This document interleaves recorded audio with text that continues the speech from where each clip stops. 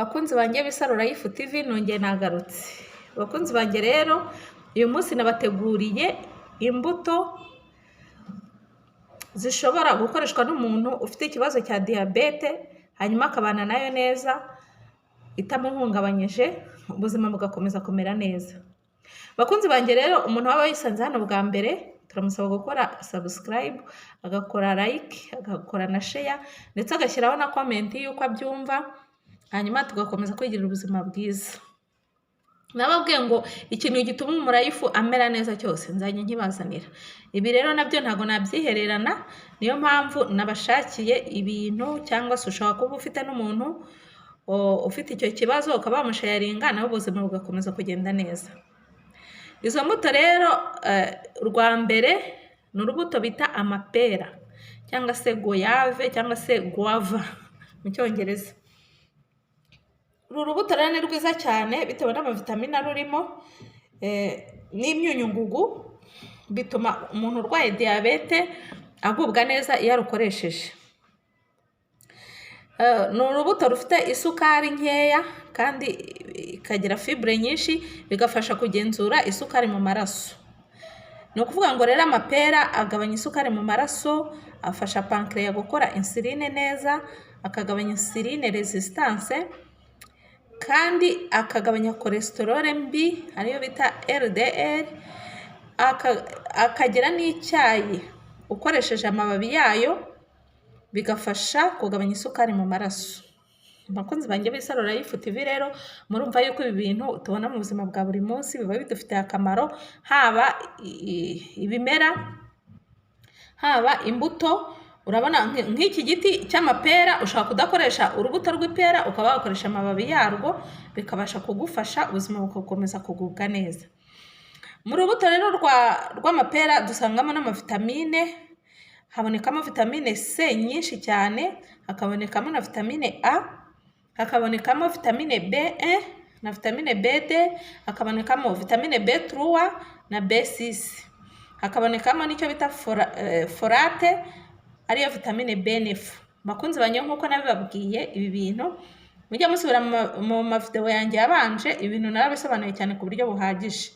Ibintu by'amavitamine n'imyunyungugu ujye ushyiramo vitamine urebe aho wayibona n'ibyo wayisangamo kugira ngo ubashe kubyumva neza. Hakabamo rero n'imyunyungugu aribyo bita minerals cyangwa se minerale, hakabamo potassium, hakabamo magnesium, hakabamo uwo bita iron na calcium ndetse na phosphore. Ibi byose bakunzi banjye rwose narabisobanuye ku buryo buhagije, niyo mpamvu nababwiraga nti mutazajya mwumva mbivuze bikababera ihurizo, mujye musubira mu mavideo yanjye mubashe gusobanukirwa neza. Icya kane ku bintu bigize amapera mu buzima rusange, irwanya constipation ari byo bita impatwe, ifasha kugabanya ibiro kubera ko igabanya ibinure bibi, umuntu akabasha kugira ibiro biringaniye ku rugero, bikarwanya infection. Amapera akaba arinda indwara z'umutima, ku muntu urwaye umutima yajya akoresha urubuto rw'amapera nabo rwo nta kibazo. Ikindi igatuma uruhu rusa neza. Hanyuma rero inama tukagira nk'abarwaye diabete dukurikije iby'ubushakashatsi bwabivuzeho, ibyiza ni ukurya ipera rimwe ku munsi, hanyuma ukirinda kuyinywa nka ji. Ikindi kandi ukirinda uru rubuto kuruvanga n'isukari. Icyo tubona batugiriyeho inama ku bantu baba bafite ikibazo cya diabete, ibyo bintu bagomba kubyirinda.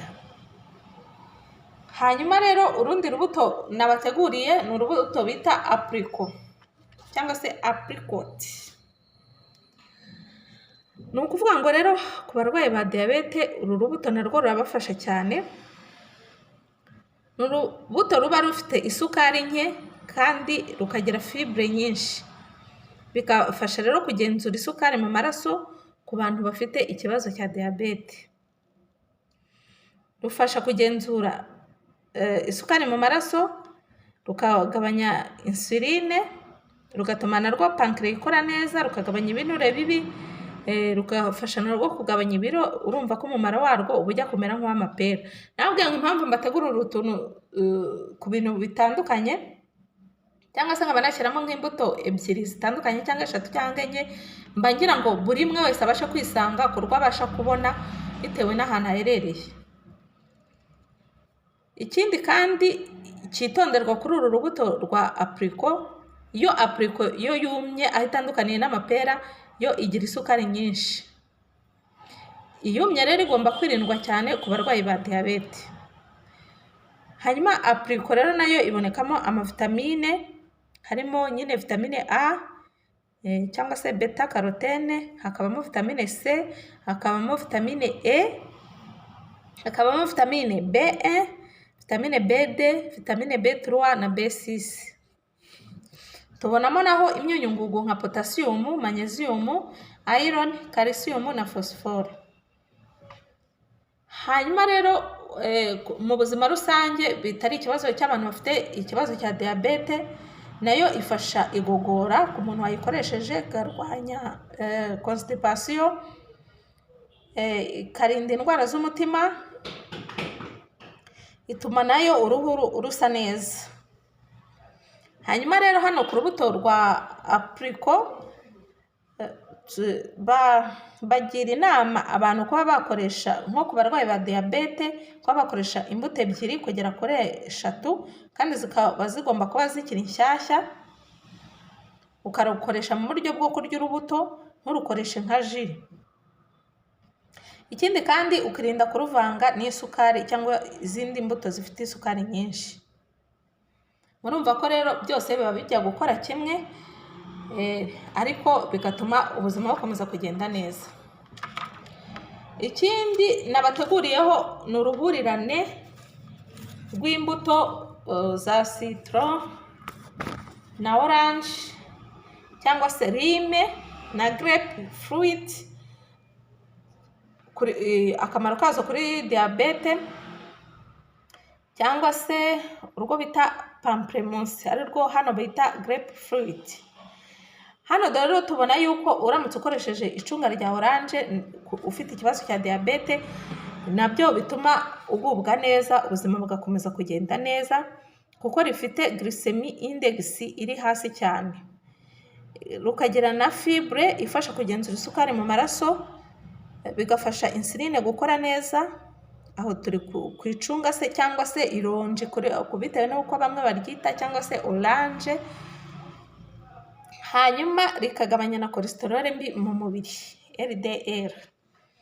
Noneho utabashije gukoresha orange, hano igihe wakoresheje nk'indimu, indimu nayo iba ifite isukari nkeya, ikagira n'akamaro mu kugabanya kwiyongera kw'isukari mu maraso, bigafasha pancreas gukora neza, ndetse no kuringaniza ibiro. Hanyuma urundi rubuto rwa gatatu ruri mu masitro ni urwitwa lime, cyangwa se indimu nto, cyangwa se icyo bita cungandimu. Nayo ifite antioxidant nyinshi. Antioxidant nababwiye ko ari ibintu bituma umubiri udasaza vuba, bituma amaserire y'umubiri akomeza kugumana ubuziranenge. Ifasha kugenzura isukari mu maraso, ituma n'igogora rigenda neza, hanyuma ikarinda na infection. Hanyuma rero iyi twita pamplemousse cyangwa se grape fruit, cyangwa se ni ukuvuga ngo ni ubwoko bujya kumera nk'ironji, ariko ntabwo ari ironji kuko yo igiramo agasharire. Nayo ifite glycemic index iri hasi cyane, ikagabanya insuline resistance, ifasha kugabanya ibiro, igabanya n'ibyago by'indwara z'umutima. Hano rero icyitonderwa, grape fruit ishobora kugirana ikibazo n'imiti imwe n'imwe. Ni ukuvuga ngo iyo hari imiti imwe n'imwe ukoresha, ugomba kubanza kubaza muganga mbere yo kuyikoresha. Igira nayo vitamine n'imyunyungugu bihuriyeho, nka vitamine C, vitamine A, vitamine B complex, potassium, antioxidant, ibyo byose biboneka muri uru rubuto rwa grapefruit. Ikintu rero bagira inama ku baba bafite ikibazo cya diyabete ni ukuvuga ngo urya imbuto zose aho kunywa ji yazo, hanyuma ukirinda kongeramo isukari. Ikindi kandi ukazikoresha ku rugero rukwiye, ntabwo ari ukubifata ngo ubikoreshe ku murengera, kuko ushobora kuzikoresha nyinshi ku murengera zikaba zakugiraho izindi ngaruka kubera ko zikoresheje ku bwinshi.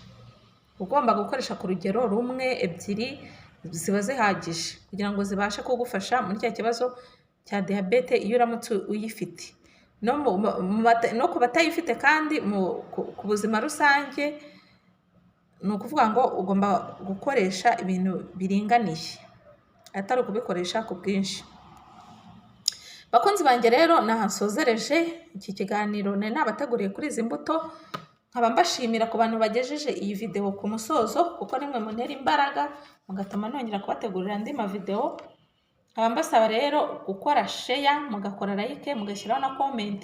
Mushobora no kumbwira wenda n'ikindi kintu nababwiraho.